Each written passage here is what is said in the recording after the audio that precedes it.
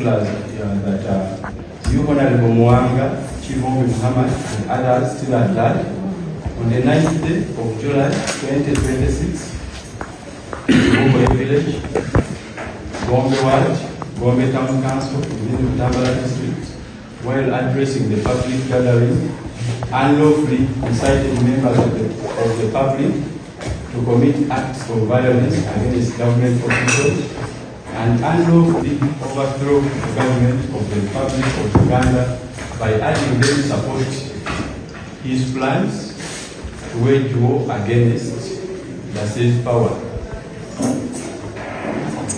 That is count one. Count two. How do you feel on count one? Count two, it is managing unlawful society, contrary to section 53 of the Penal Code Act, Act 128. It is also alleged that you, Mwanga, Chief Muhammad, and others still at large on the 9th day of July 2026 at Bugwe Village, Gombe Ward, Gombe Town Council within the Butambala district, managed unlawful society by organizing, encouraging, or supporting unlawful society by organizing, encouraging, or supporting members of the public to rise up against the unlawful overthrow of the government of the Republic of Uganda. How do you feel the council?